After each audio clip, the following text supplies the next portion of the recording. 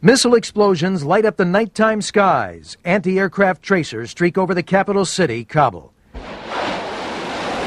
The first wave, 50 Tomahawk cruise missiles like these, fired from U.S. and British ships and submarines.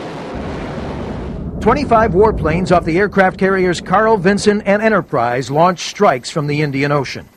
And long-range bombers dropping precision-guided weapons, B-52s, B-1s, and these two B-2 stealth bombers, seen here early this morning at Whiteman Air Force Base in Missouri, flying more than 10,000 miles in 14 hours to drop their bombs. At the Pentagon, Defense Secretary Donald Rumsfeld announces the shooting war against terrorism is on. The only way to deal with these terrorist threats is to go at them where they exist. The targets, the Taliban military, air defense systems, command and control bunkers, airfields and warplanes around Kabul, Jalalabad, and Kandahar. Also, terrorist training camps of Osama bin Laden and his al-Qaeda terrorist network. But in this first wave, not bin Laden himself. But in a message released late today, apparently videotaped before the attack, a defiant bin Laden issues an ominous warning of more terrorist attacks against American targets. And for the United States, I want to tell the United States and its people, I swear by God, by Allah,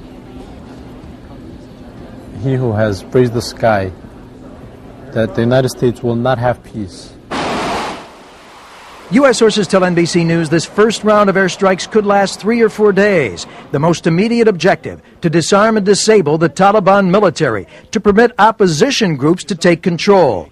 That would make it safer then for U.S. Special Forces to hunt down and root out Osama bin Laden and his terrorist cells. I want to remind you that while today's operations are visible, many other operations may not be so visible. But Rumsfeld warns today that this or any other military operation alone will not eliminate the terrorist threat. The fact is, in this battle against terrorism, there is no silver bullet.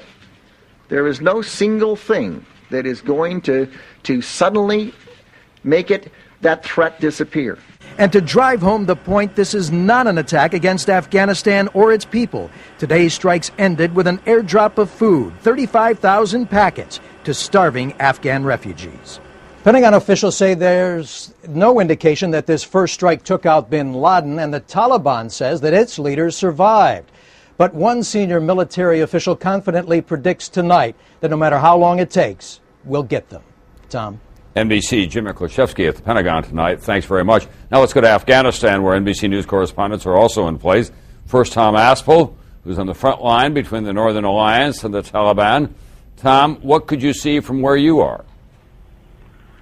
Tom, the first indications we knew that an attack was underway was the sparkle of AAA anti-aircraft artillery fire over the skies just above the city of Kabul, followed by the orange blossom of explosions. Now, we couldn't hear it from here, but one after another we saw these big orange balls in the sky lit up just above the city there, and then in return some anti-aircraft fire going up from the west and the east of the city, searching up into the sky. Now, the surprising thing to us, not much anti-aircraft fire at all, suggesting that the Taliban knew that there were Tomahawk missiles, had no way of knowing exactly what was up there, and was searching the sky rather than going at selected targets. That also telling us that the command and control centers, perhaps, one of the targets of the first attack, and the Taliban really no idea exactly what they were shooting at. Tom?